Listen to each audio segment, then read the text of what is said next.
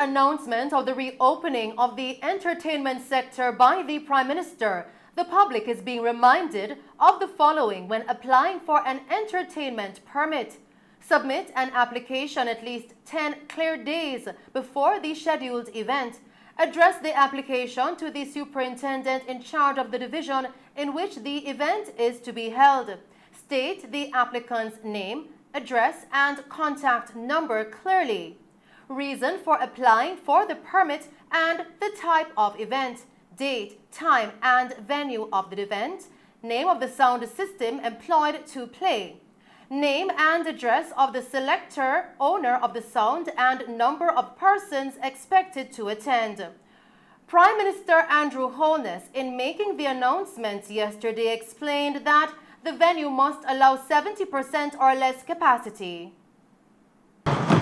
The prohibition and entertainment will now be lifted. The prohibition on entertainment, Madam Speaker, will now be lifted as of tomorrow, March 18, 2022.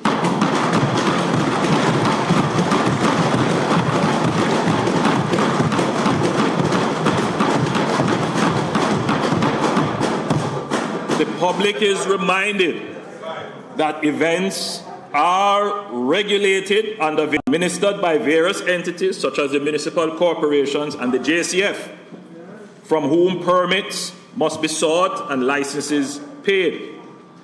The permits granted will include a condition that the number of persons in any venue must be below 70% of the capacity. This condition will be kept until the 15th of April, 2022. Still tonight, following the Prime Minister's announcement of the reopening of the entertainment industry starting today, Mayor of Kingston, Councillor Delroy Williams, says the Kingston and St. Andrew Municipal Corporation is ready to process all amusement licenses. That you can now apply for an amusement license for your event, for your special events, and the KCMC is ready, prepared for all those applications to process them. We have been long anticipating the reopening, and we are, as mayor of the city, I like to see energy within the city. It's a part of the city's culture to have entertainment activities and throughout the city at in different parts of the city. It gives life to the city. It's a specialness about the city. So it would be good to see it, but I don't anticipate a flood tomorrow. Mayor Williams also explained that the major concern regarding the entertainment industry has always been for those affected rather than what the municipality would have earned from licenses during the shutdown. Revenues are part of the general revenue source for the municipality. So the revenues generated from events are used to finance the expenditure of the municipality. As much as we are interested in the revenue, for us it was always about the promoters and persons operating who benefit from the industry, from the events, and so it was more about the persons who were affected by it and the burden that it would have placed on them, more than revenue for us. In other news tonight, the private sector organization of Jamaica, PSOJ, says the lifting of the Disaster Risk Management Act, DRMA, will augur well for individuals and businesses. With the new changes taking effect today, the PSOJ says it anticipates an expedient resuscitation of the business sector and increased economic activity for entertainment-linked enterprises as the country moves into the Easter and summer periods. The announcement was made by Prime Minister Andrew Holness in Parliament yesterday. The PSOJ believes that the move will also have a positive ripple effect on the country's tourism product, as many visitors will now be allowed to enjoy a wider range of what the island has to offer. Despite the change, the PSOJ is encouraging Jamaicans to continue to act responsibly. We turn our attention now to tonight's COVID-19 update, where Jamaica reported 21 new cases of COVID-19 and 1 fatality yesterday. This, according to the latest statistics from the Ministry of Health and Wellness. Now, this increases the total of COVID-19 cases since the start of the pandemic to 128,477, and the death toll now to 2,858. The country also recorded 107 new recoveries, increasing the total of recovered persons now to 79,975. Of the newly reported cases, there were 11 females and 9 males, ranging in age from 6 months to 82 years. The gender of one of the cases was reported as under investigation. We turn to tonight's COVID-19 parish breakdown, where St. Anne recorded 8 cases, St. James recorded 7 cases, Hanover 3, St. Thomas recorded 2 cases, and Clarendon recorded 1 case. Meanwhile, the latest death is a 48-year-old female from Hanover. Her death was previously reported in September 2021 as under investigation. Continuing with the news tonight, residents of Maxfield Avenue in Kingston this morning set fire to debris and used it to block the road to protest the fatal shooting of a man allegedly by the police in the community last night. Here is Colleen May with more on this story. A large group of residents earlier today blocked sections of Lower Maxfield Avenue in Kingston to protest the fatal shooting of a man by the police late yesterday. Police said the man, identified as a 39-year-old Emilio Morris, otherwise called Papa Sting, a mason of 10 Ramsey Road, Kingston 13, was reportedly a top-tier member of the William Lane Gang, formerly the Stinger Gang. The commanding officer for the Kingston Western Police Division says Morris was a reputed violence producer who was killed after lawmen were attacked as they responded to reports of gunshots in the Maxfield community last night. The information we have is suggesting that gunshots were being fired in the community. We had reports of that, and the police team responded. When they responded, they were fired up by a group of gunmen. After that particular shooting, they found one man, Emilio Morris, otherwise called Daddy, a known gang leader from the Raphael Road, William Road area.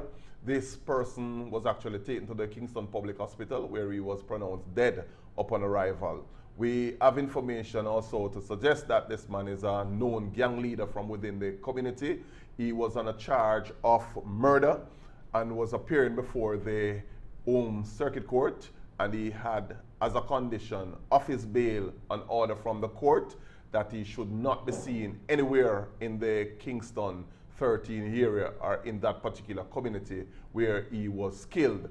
His actions really were in clear breach of the order from the court, having heard evidence that he was a person with a trail of violent past, and whenever time he's in the community, we have lots of incidents of violence, and as such the court accepted those evidence and ordered him not to be in the particular community. We have information based on our reports that the officers came under gunfire from gunmen in the area, and after the shooting subsided, they found that gentleman, Mr. Morris, and a firearm was recovered from him as well.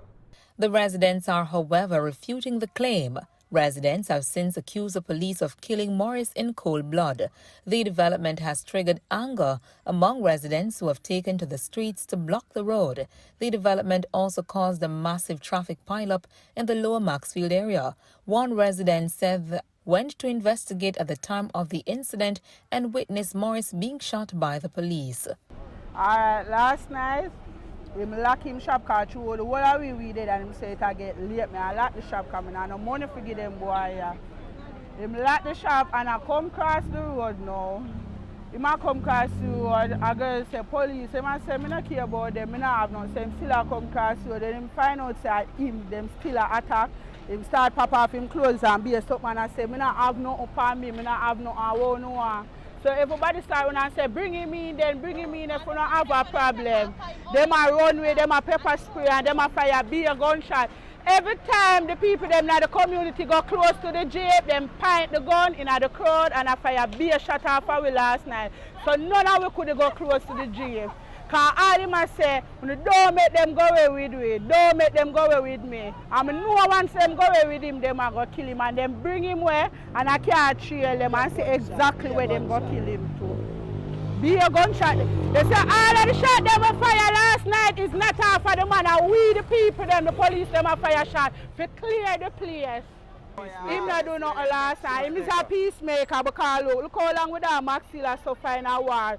Zozo, nobody can help. Every minute man dead in our place. No police. Only time police come up for pick up body and go like them a care we and a laugh and glad say when them sit there, them not care about we. He make peace in the place so the people them not have no lunch money. Him just say who not have no lunch money and who will have a go to. Morris's niece said that he was a peacemaker. A good man. The man build peace in the place. I can go on any road, go ask them on enemy road. Go ask them about that money, daddy one, papa's thing, ask anybody about him. Anybody. That man I love Pitney. Before him have Pitney, they usually call him daddy without a youth. So he must know, and then a normal man. The man jovial. Yeah. Them shot him in his side. And then they bring him away. We have video, him never dead. My uncle never dead. They bring him, go on Lonely Road, go kill him, and it nah go so. The police never go down. It nah go so like how them kill my father 15 years ago. It not going like that. We need justice. I need Mark Golding. I want to vote them, I will come out come vote, we need him. No police no come. Only one police alone come say and Mackay alone come. And Mackay no know what happened because Mackay wasn't here. Only Mackay alone come. And him can't say because he wasn't there. No police don't come said nothing. I'm going to hide my face. He's not no gang leader. He's not no gang leader. They want to give him that title, but he's not no gang leader. And he make it clear that he's not no gang leader. We will bring you more on this story in subsequent newscast. Reporting from Mello TV News, I'm Colleen May. Continuing with the news tonight, a farmer was fatally shot in Warsaw, Trelloni last night, while his daughter and a male community member were shot and injured. He has been identified as Patrick Griffiths, otherwise called Culture, a farmer of Blind Lane in Warsaw in the parish.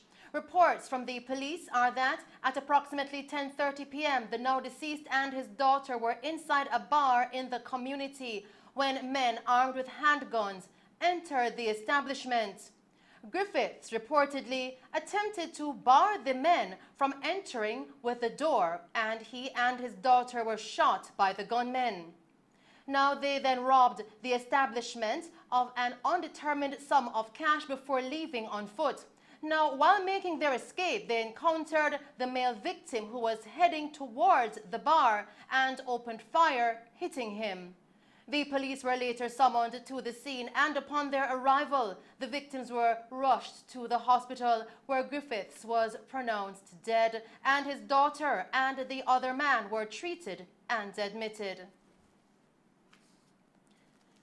In other news tonight, police are probing the murder of a man in Newport, Manchester last night. The victim has been identified as 47-year-old Dexter Mitchell, otherwise called Gangster, a laborer of Newfield District in Newport.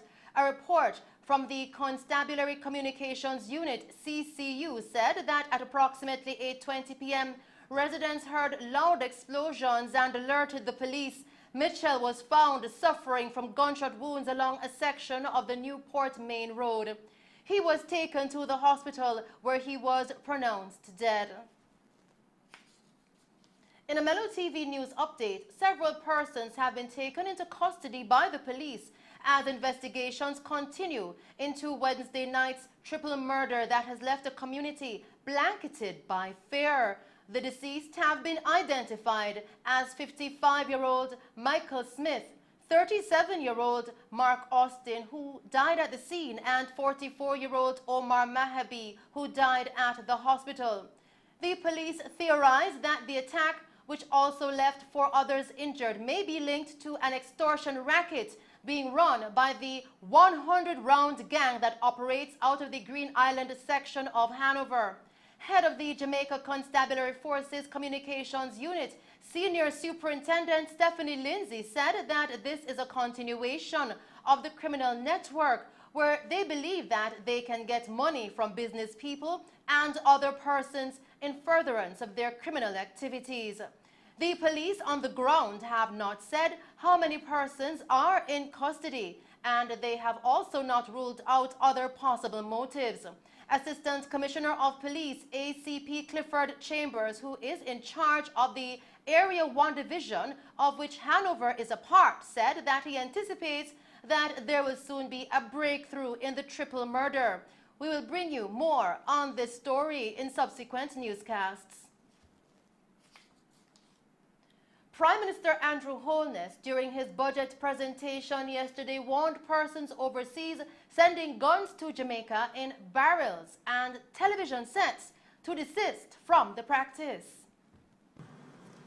I have a word for all those overseas sending back guns to Jamaica in barrels and TVs. Stop it! Stop it! We will find you, and we will ask for your extradition back to Jamaica to serve time in a Jamaican prison. But I have another thing to tell them. You mean us no good by sending us guns. You don't mean us any good by sending guns here. And so I have no sympathy for you. And by virtue of this statement today, as the Minister of Finance said, and the Leader of the Opposition said, can't say me never did I warn you. He further pointed to mothers to appeal to their sons to give up the guns. The message we are putting forward is directed especially at our young men. Those facilitators of illegal weapons, who hide these weapons, or as they say, lock them, who sell them or rent them or courier them, the trigger pullers who use them, the shutters. I'm sending a message to those who hang around the gunmen, the girlfriends, baby mothers, sisters, and mothers who give them cover and protection. Give up the gun. To mothers and family members of those young men who have illegal guns, talk to your sons and deliver the warning to them. Discourage them. Help them to give up the gun. Tell us where it is and let us find it and get it out of your life. Again, can't say me never did I warn you. In other news tonight, a bus driver was crushed to death while repairing his vehicle yesterday afternoon in St. James. Dead is 43-year-old Wellesley Bobby Waugh from Maroon Town in the parish. Waugh reportedly used a jack to elevate the vehicle, then removed the wheel so he could work freely. The jack slipped and the vehicle fell, crushing him. Individuals nearby tried to help, but he later died. In a second incident in the parish, a woman tending to goats on her banana farm stumbled upon the lifeless body of a man. He was later identified as Lyndon Forbes, who also went by the names Sonny or Sonson. Forbes was found lying on his back at approximately 9:15 a.m. The police were summoned and he was taken to the hospital where he was pronounced dead. The Cambridge police are investigating. And those are the stories making news. We now take a break and then join Christopher Scott with the latest in sports.